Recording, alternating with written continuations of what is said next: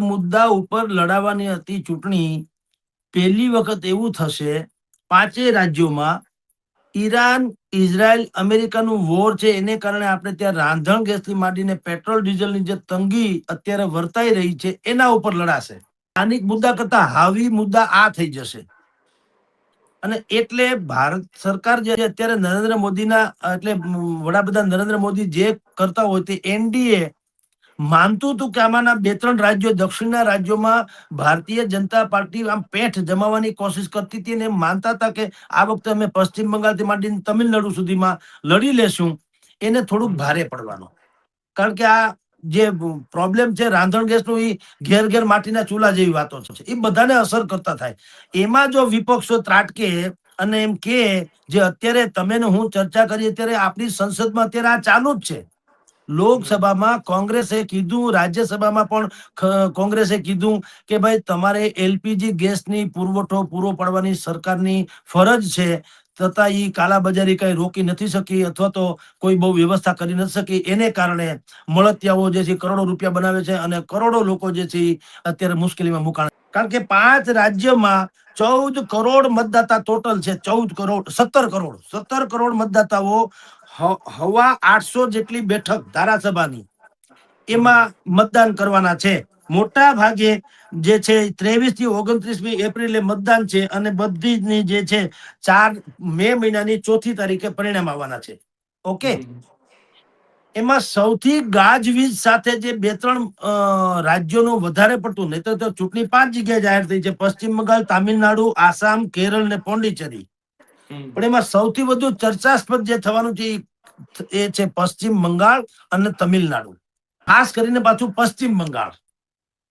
પશ્ચિમ બંગાળમાં તમારી જાણ ખાતર 294 બેઠક છે, એટલે 300માં 6 ઓછી. બસ 148 બેઠક હોય એ જીતે. મમતા બેનર્જી અત્યારે 3 ટર્મથી હાહાકાર મચાવે છે. અત્યારે 2021માં જે છેલ્લી ચૂંટણી થઈ એમાં પણ મમતા બેનર્જીની તૃણમૂલ કોંગ્રેસને 213 બેઠક મળી હતી. ભાજપને 77 બેઠક મળી હતી. બાકી બધા 1-1, 2-2માં રમતા હતા. તો પશ્ચિમ બંગાળ એટલા માટે અહીંયા સૌથી મોટો મુદ્દો અગર હોય તો 2 મુદ્દા છે. તો પશ્ચિમ બંગાળ એટલા માટે અહીંયા સૌથી મોટો મુદ્દો અગર હોય તો 2 મુદ્દા છે. એક ઘૂસણખોરોનો અને એક SIR, જે નવી મતદાર યાદી સરકારે બનાવીને એમાં આપની જાણ ખાતર 66 લાખ જેટલા મતદારોના નામ કપાઈ ગયા.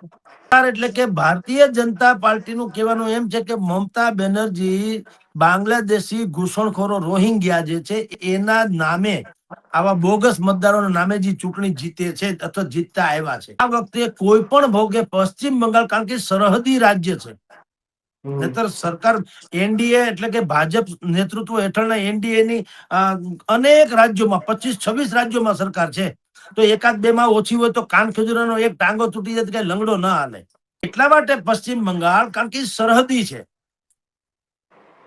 બાંગ્લાદેશની સરહદ ને આપણી પશ્ચિમ બંગાળની સરહદ તો આવ જમીનથી મળે છે, ખેતરે અડે છે, એકબીજાના શેઢા જ છે, બીજું કઈ છે નહીં. બહુ લાંબી એમ કઈ ફેન્સિંગ વોલ કે એવું કઈ નથી. તમે ટપી જાઓ એક શેઢો બીજા ખેતરમાં હોય જાય તો બાંગ્લાદેશનું ખેતર આવી જાય. બાંગ્લાદેશ એટલે બાજુમાં પાકિસ્તાન, ઓલી તમે જુઓ તો બીજું, એમ કરીને ઘણા બધા રોહિંગ્યા મુસલમાનો અહીંયા આવી જાય છે. એવી બધી વાતો છે. એટલે અહીંયા 2 મુખ્ય મુદ્દા છે. એક તો ઘૂસણખોરો, એનું નામ બાદબાકી કરવાનું છે એ. બીજું ભારતીય જનતા પાર્ટીના સરહદી રાજ્ય કબજે કરવું છે. કારણ કે આ સંવેદન સેન્સિટિવ છે. ત્યાં કેટલાક તો એવા પ્રશ્નો ઉપસ્થિત થયા છે કે એને આપણે ભારતનું રાજ્ય છે કે કેમ એવું કેવું પડે. મમતા બેનર્જીની કેટલીક બાબતો એવી છે કે જે આપણને ગળે ન ઉતરે. તુષ્ટિકરણની પણ એક લિમિટ હોય, એને બદલે અહીંયા ભયંકર હદે તુષ્ટિકરણ થઈ રહ્યું છે. એટલે પશ્ચિમ બંગાળ એમાં હેટ્રિક તો મમતા બેનર્જીએ કરી જ છે. 4થી વખત આવે કે કેમ એવી સંભાવના છે. અમિત શાહ થી માંડીને નરેન્દ્ર મોદી સુધીના પશ્ચિમ બંગાળમાં અનેક પ્રકારની સભાઓ કરી છે.